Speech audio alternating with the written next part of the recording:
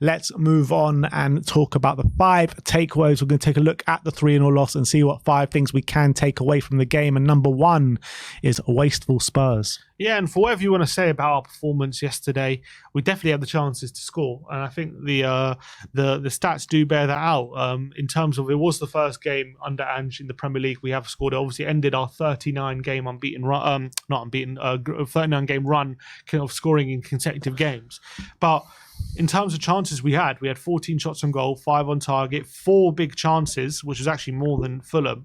And we had as well 2.41 XG. Obviously still less than Fulham, 2.76, but to score 0 goals from 2.4 XG is very rare. And usually if you have that kind of chance creation, you're going to get at least 1 goal. And definitely paid the price of being wasteful in front of goal. Yeah, that's 100% spot on. It did remind me a little bit of that Brighton game, didn't it? Where, we just got cut open time and time again. And then when we had the chances in the Brighton game, we took some of those chances and nearly got back in the game. And it could have been a similar story this time if we did take a few of those chances in the last stage of the game, but we didn't. And it was really, really poor finishing from the likes of Brennan, from the likes of Timo Werner, Richarlison as well. So we could have got back into that game, but we just didn't take our chances, and that was probably the most disheartening thing from the end of that game. Number 2, we're going to look at Dragusin's first start. Yeah, and I thought it was a mixed day for Dragusin. I thought there was some good stuff, but unfortunately, we were on the end of a 3-0 defeat, and he had his part to play on that as well. In terms of the stats, he won 3 of his 5 aerial duels, 1 of his 3 ground duels, 2 interceptions, 2 block shots, 5 clearances, which is decent numbers. And I thought he did some really good stuff when it came from that defending corners in the first half, and some really good block shots. He also had a big opportunity to score right in that first half, which he dragged wide with his left foot on another day. I think that was a cross, though. Was that a cross or a shot? I think there was no one in the box, so I thought it was a shot. But unfortunately, did lose his man for the first goal, which Muniz ended up putting in the back of the net. And in the second goal, didn't react quick enough from the rebound from Bassi's shot, and Muniz was able to poke it home. And it didn't even need a lot of power, just trickled into the back of the net, and Dragusin will be very disappointed with that. So I did think he started the game quite confidently and positively, but unfortunately, as Fulham gained control of the game, they caught him out a couple of times. Yeah, I mean, I agree to a certain extent. I agree there were some good things in there from Dragusin, but unfortunately, I think it was all overshadowed from the bad things that we saw in there from him. I thought he was kind of central to 2 of the goals that we did concede. It looked like he had no sort of relationship on the pitch at all with the likes of Destiny Udogie on that left-hand side, and you could see it clearly on the pitch. And I think he will grow and learn from that game, and maybe the bad things that he did do in the game. But maybe the positive signs is from the positive things. If he could keep doing that and maybe iron out the bad things that he did do, then things will look a lot better for Radu. But let's move on to number 3, and that is Palhinha dominates completely. And I thought he was exceptional. He literally was absolutely everywhere for Fulham in this game, and I think some of these stats just encapsulate how important he was for Fulham in this game. He completed 4 tackles, and he won 9 of his 14 ground duels. And to put that into perspective, that's more than our whole midfield combined on both metrics. So literally, Palhinha by himself was like more effective defensively than Sarr, Basuma and Maddison put together. We really struggled to deal with him from a defensive point of view, and on the ball as well. Completed 1 key pass, 3 out of 3 long passes completed. Completed 19 of his 22 passes as well. So it was a real domination job by Palhinha, and we were forced to foul him 5 times. He was fouled 5 times in the game. I think that just as well. That is an indication of how much we struggled to deal with Palhinha on the day. Yeah, and we spoke a lot about him in the preview coming into this game, talking about what a high-quality midfielder, and he did not disappoint in terms of showing what a good player he is, and it's no surprise why top clubs are after him. Nearly got his move to Bayern Munich in the summer, and I assume that this summer again top clubs will be after him, because he is literally one of the best 6s in the Premier League, and he showed it yesterday. What a performance. Shown up.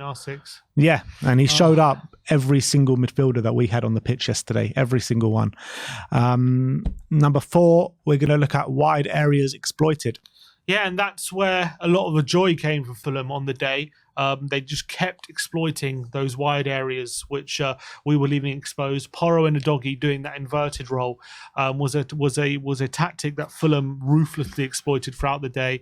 And I think the fact that both Robinson and Castagna on the day ended up getting assists just goes to show how much joy they were getting in those areas. And it was a job where I think Marco Silva probably just kept telling those players, just keep going, making those runs into those spaces in the penalty area on the sides, and you're going to get spaces. And you went, not only did the fullbacks both get assists. Iwobi on the day, who was playing on the right wing, had 4 key passes, and Willian as well was very, very influential on the day. So it was just a game where, as much as Palhinha dominated in the centre, we can getting completely overrun in the wide areas as well. Yeah.